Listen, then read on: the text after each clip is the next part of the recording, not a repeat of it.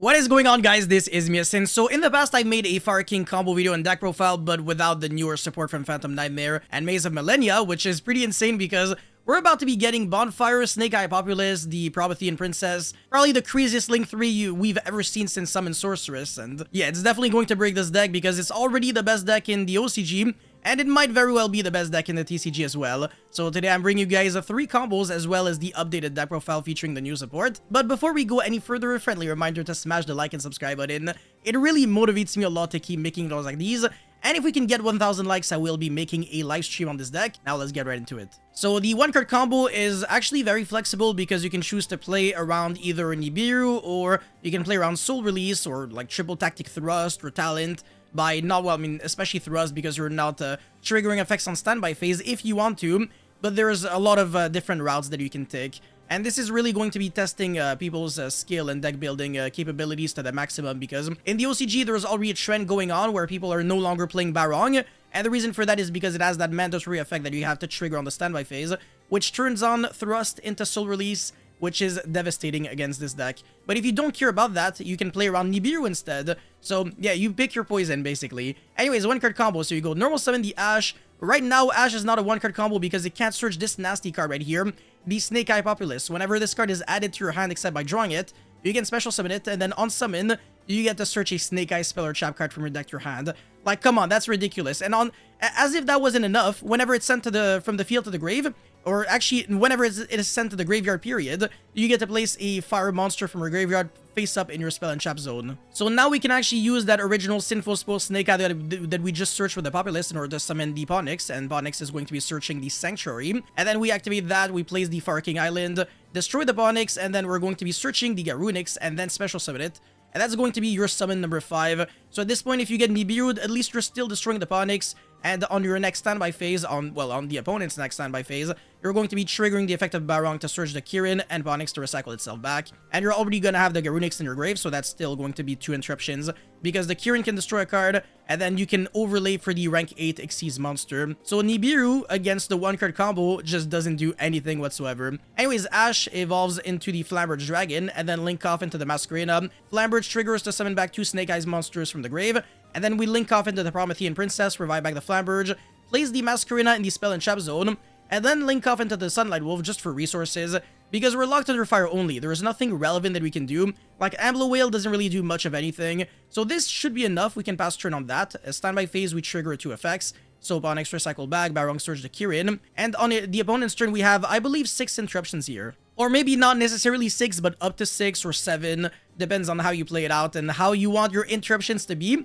But basically, we can actually trigger that Flamberge to summon the Masquerena from the spell and trap zone, so that's the reason why we even did that in the first place. And we kept the Flamberge, but also for the extra floatability of the Flamberge being able to summon back 2 level 1 fire monsters that both trigger their effects. It's kind of nasty. We can trigger the Graveyard effect of the Promethean Princess, and very specifically chain the Masquerena. You have to do it before the Promethean Princess is revived, because otherwise you will be locked under fire only, and there is no interruption fire link monster that you can summon, so you have to go into SP or Appaloosa at this point. And if we go into the SP, the Sunlight Wolf is still there, so we can trigger its effect in order to recycle back a fire from grave to hand. And I do believe that SP is always better than an Appaloosa for 3, because it's realistically never going to be negating 3 monster effects. Only like 1 or 2, and then it gets jumped over, and then the opponent plays on main phase 2. Anyways, the Promethean Princess gets to destroy any monster upon controls whenever a monster is special summoned on your opponent's board. So that's actually kind of correct. It doesn't have to be a special summon monster. So we can trigger destroy the Ash that was normal summoned,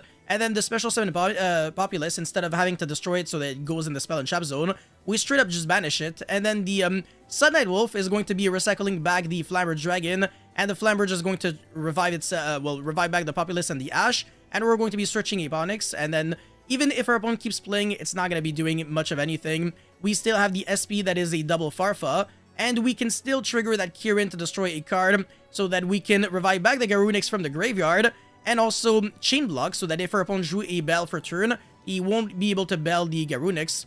And then at this point, you will be triggering the Garunix effect, so destroy the Kirin, and then revive back the Barong and destroy a card on the field again. And if our opponent keeps playing, we can interrupt even more by using the Sanctuary in order to overlay these 2 level 8 monsters into the Sacred deity, Garunix something, I forgot the name, but basically it's a Dark Hole monster on the Dark Hole when it's summoned on the field. So yeah, just like that, you've got a lot of interruptions, a lot of follow-up off of just one single card. And remember that you have the flexibility of playing like 12, 15 hand traps if you want to. So yeah, that's it for combo number 1. Let's get into combo number 2. So this time we are not going to be playing around Nibiru, but rather around the triple tactic thrust, having the potential to search like a soul release or evenly matched. Even though evenly doesn't do anything because, again, we keep a lot of cards in the hand, and even if we get evenly, we keep the Masquerina, and that's way more than enough. Like, what are we losing? Like, the field spell that does nothing, the continuous spell that just summons the rank 8 like once every 50 games, and then the Sunlight Wolf, like, oh my god, I'm terrified. And the Flamberge Dragon, I could care less. But yeah, normal summon the Ash and then get the Populace, it's the exact same as before. The only difference is that this time we won't be playing Barong, so the difference is that you're not playing the Brick, and since you are playing into Nibiru, you are playing around the triple tactic thrust into Soul Release, which is like one of this card's biggest, one of this deck's biggest weakness, as we have seen in the OCG. Everybody is like starting to side deck these cards. Really scary. Like, you only need one Soul Release to do a lot. At this point, instead of destroying the Barong, we destroy the Kirin, revive back the Ponyx, and then Flamberge Dragon off of the Ash, overlay, well, link into the Masquerina. Jesus, what's going on with me? Revive back 2 monsters, Promethean Princess, Flamberge, Masquerina. It's always the same thing. It's not a combo deck, so it's you can't expect this deck to always do completely different things every single time. But the difference is that since we have 1 extra monster, we can go for the recycled back of Sunlight Wolf right away. So instead of having to search the Kirin on the opponent's turn, we get it on our turn. And then, yeah, on the opponent's turn, there's going to be no mandatory effects on standby phase because the Ponyx wasn't destroyed. It was revived back off of the Kirin. And yeah, it doesn't remember that it was destroyed before that. We don't have to care too much about that thrust, and if he wants to use that thrust for talent, he has to play into the board in the first place. And that goes in your favor because you can like interrupt your opponent completely, like, and let him play the game a little bit, and then you go, okay, no, stop a bunch of the things that you're doing, and you still have more interruptions like in the graveyard, even if he clears everything afterwards with a thrust. Masquerina into SP Knight, Promethean Princess, destroy, and then Flamberge, revive back 2, SP, potentially double banish as well if we are threatened by triple tactic talent. And then again, we're getting 2 searches with these cards. This is so stupid. Like, we're getting the Farking Skyburn for next turn, and then the thrust doesn't really have anything to do at this point. Am I scared of Dark Ruler, Evenly, Lightning Storm? Absolutely not. These cards do nothing against this deck. Nothing does anything. Good luck stopping this deck with Board Breakers. It's the exact same as Unchained. If you don't have hand traps to prevent them from doing something, you will definitely get destroyed. Anyways, now let's get into the third and final combo. Alright, so this is, I mean, kind of obvious, but if you have, like, Sanctuary, the first play that you do, you don't normal summon the Ash because that doesn't bait anything. You want the Ash to go through. Ironically, I hate saying that when there's another Ash in the... So stupid, man. Again, this card should have kept, like, its old name of XL. I don't care.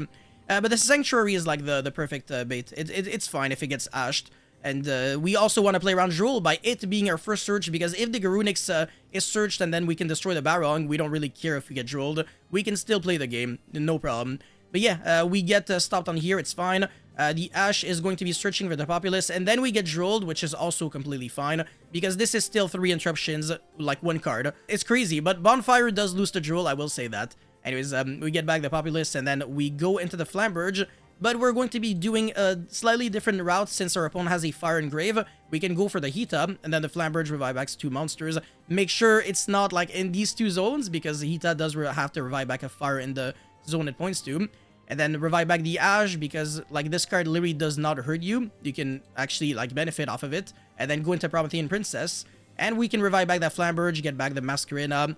And then we can actually pass turn there or like make a Sunlight Wolf. This is going to block you. I would just like link off that Promethean Princess. But if you have like Forbidden Droplet or Enemy Controller, then it actually works in like your favor. So that's actually pretty cool. And again, like 1 card does all of that. So Drool just basically does absolutely nothing. And of course there is that 1 card OTK with World Sea Dragon Zealantis. But I'm not covering this one in this video because I've already done it in the past. And if you have any questions, make sure you let me know in the comment section. Anyways, let's get into the deck profile now. Alrighty, so this deck is very simple. I mean, there's no reason for me to overcomplicate something that everyone can understand. So 3 Ash, 3 Valor, 3 Drool, 3 Imperm.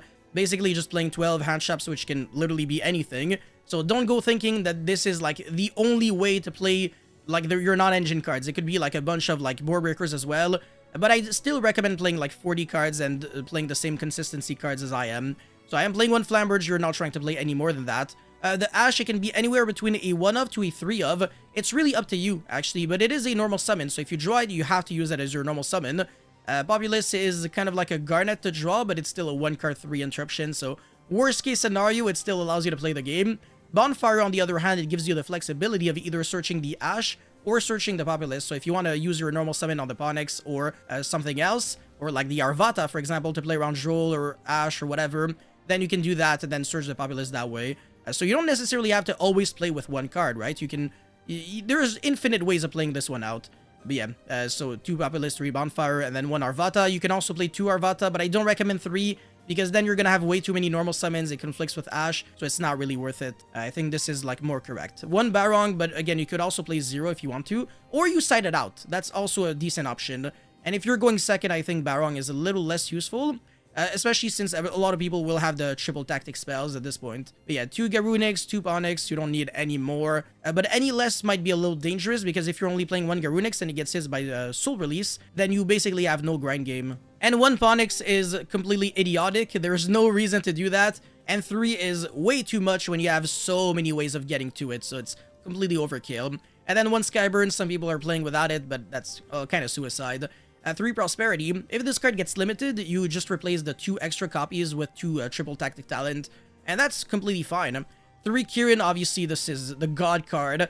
It also allows you to dodge like Valor Imperm on your monsters. You just chain and then you destroy it, and then it still resolves. 1 Diabell Star with 2 Wanted. Low-key, not as good as the Bonfire and Snake Eye engine. So yeah, it's really just not as good as before. That's the reason why I cut it down from 3 to 2. Because unlike the Snake Eye engine, this is not full combo. Keep that in mind. Like, you're not going to be doing that much if you have to special summon the Ash, because you can't surge the Populace since you already went into the Snake Eye. You're going to have to surge the Ponyx, and that's like 1 less body on the board. It's still decent, but it's not as good. Anyways, 2 Sanctuary, 2 Far King Island. Playing too many copies of Sanctuary isn't necessarily smart, because again, you're not playing through anything. I guess it is playing through Imperm on the Ponyx, but not through Ash, because nobody's ashing a Ponyx. They're all holding it for the Far King Island. But yeah, that's pretty much it for the main deck. For the extra deck, I'm on 1 Typhon. I mean, it's a good card. Garunix Eternity, Hyang of the Far Kings. There we go. I'll never... there's no way I can remember the name of this card. Then Girsu for removal. This card kind of sucks, though. You can play something else. It never comes up. Underworld Goddess for problematic bullshit. It's gonna come up every now and then. Okay, this is relevant. The Raging Phoenix and the World Sea Dragon Zelantis. So the goal is to go into Promethean Princess, revive back a monster, and then link off into Raging Phoenix, and then link that off into the World Sea Dragon Zelantis. It's kind of like a Link 1 monster, but for Link 4s. And then you banish everything on the field and revive everything back, and then that triggers the Graveyard effect of Promethean Princess. And then you can destroy your opponent's monster and your own monster, which triggers... Wait, what the hell? Yeah, no. Yeah, exactly. On the summon of that, and then that would trigger the Raging Phoenix. So you summon back the Promethean Princess and the Raging Phoenix, and then you would have like over 10k damage, and the World Sea Dragon Zelantis can destroy cards on the battle phase. So yeah, even if your opponent has like a full board, you can still OTK through everything. With 1 single Ash if you get drilled, or with like a Bonfire or Snake Eye Populace. And then we also have Hita, Salamine Great Sunlight Wolf, double Espilo Knight, 1 Masquerada, 1 Linkribo, and 1 Relinquished Anima. I think you might be able to live without the Linkribo. No, actually, no, I'm just kidding. Yeah, I think it's always nice to have just for dodging Valor and Imperm in the grind game. That's the reason why, like, you don't really want to play only one of the two. And Relinquished Anima can save you every now and then. For the idea section, Kurikawa is searchable off of the Ash, so keep that in mind. The Super Poly targets. Access Code for no reason. Amblo Whale kinda sucks. Soul Release with Thrust, pretty good in the mirror match. And then Spellbound for Centurion purely. Forbidden Droplet for no reason whatsoever. I don't think this deck is really good with Droplet, and Super Poly, pretty good card overall.